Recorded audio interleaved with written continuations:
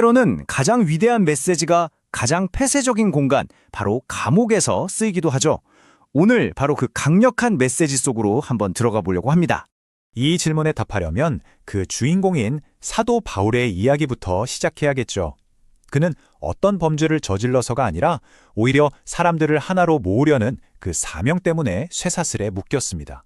참 아이러니하죠.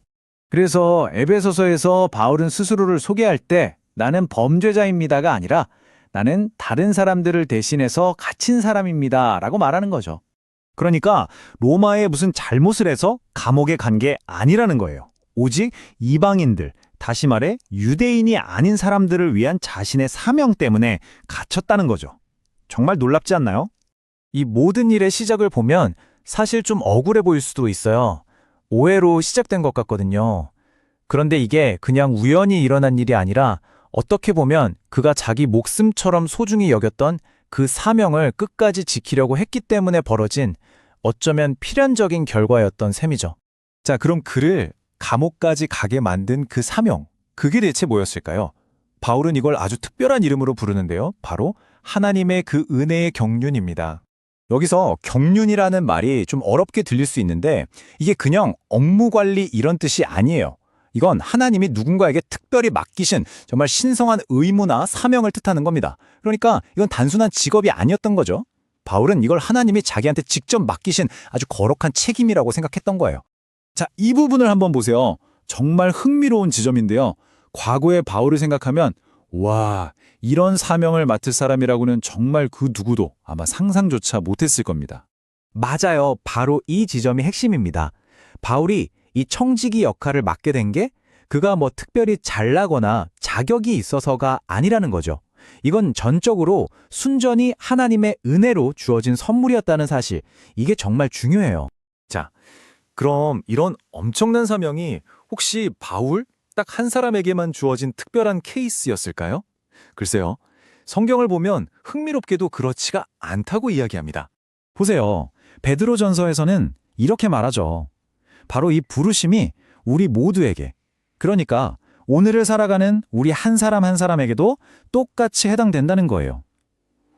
우리 각자를 의미 있고 목적 있는 삶으로 초대하고 있다는 거죠. 이 원리를 정말 온몸으로 보여준 사람이 바로 요셉이죠. 이 사람의 인생을 한번 보세요. 노예로 팔려갔을 때도, 억울하게 감옥에 갇혔을 때도, 심지어는 한 나라의 총리가 되었어도 요셉은 항상 자기가 아니라 다른 사람들을 먼저 섬겼어요. 결국 요셉의 삶이 우리에게 보여주는 건 이거예요. 진짜 사명이란 건 내 상황이 좋아지는 게 아니라 내가 지금 어디에 있든지 바로 그 자리에서 다른 사람들에게 복이 되어주는 삶이라는 거죠. 자, 그런데요, 이 사명의 구체적인 내용이 뭘까요? 바울은 이걸 비밀이라고 표현합니다. 뭔가 좀 신비롭게 들리죠? 여기서 말하는 비밀, 헬라어로는 미스테리온이라고 하는데 이게 우리가 생각하는 것처럼 막 숨겨야 하는 그런 비밀이 아니에요. 그보다는 우리 인간의 머리만으로는 도저히 이해할 수 없는, 그래서 반드시 하나님이 직접 열어서 보여주셔야만 알 수 있는 그런 깊고 심오한 진리를 말하는 겁니다. 이게 무슨 뜻인지는 성경에 나오는 두 부류의 사람들을 비교해보면 확 와닿는데요. 한쪽은 당대 최고의 종교학자였던 니고데모, 또 다른 한쪽은 배운 것 없던 평범한 어부들이었던 제자들이에요. 누가 예수님의 가르침을 더 깊이 이해했을까요? 정말 파격적인 말씀이죠. 우리가 생각하기에는 똑똑하고 많이 배운 사람들이 더 잘 이해할 것 같은데 오히려 그 반대라는 거예요. 진정한 깨달음은 우리의 지능이나 사회적 지위가 아니라 어린아이처럼 순수하게 받으려는 그 마음에 달려있다는 거죠. 그리고 바울도 똑같이 고백합니다. 자기가 이 엄청난 비밀을 알게 된 건 자기가 막 노력하고 연구해서가 아니라 전적으로 계시로, 즉 하나님이 보여주셔서 알게 되었다고요. 결국 이 모든 게 한 가지 사실을 가리키고 있는 겁니다. 이 비밀을 아는 건 우리 능력 밖의 일이고 오직 하나님의 선물이라는 거죠. 자, 이 모든 이야기가 결국 어디로 향할까요?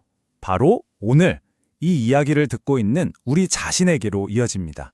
성경은 이 비밀을 알고 믿는 것이야말로 한 사람이 평생에 받을 수 있는 가장 큰 복이라고 말해요.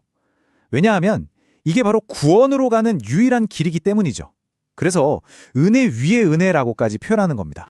세상의 많은 사람들이 이 메시지를 그냥 스쳐 지나갈 수 있어요. 하지만 그 안에 담긴 진짜 가치를 깨닫고 믿게 된다는 것, 그게 얼마나 엄청난 선물이고 특권인지를 아는 것. 어쩌면 오늘 우리가 나눈 이야기의 가장 중요한 결론일지도 모릅니다. 자, 이제 정말 마지막 질문 하나가 남았습니다.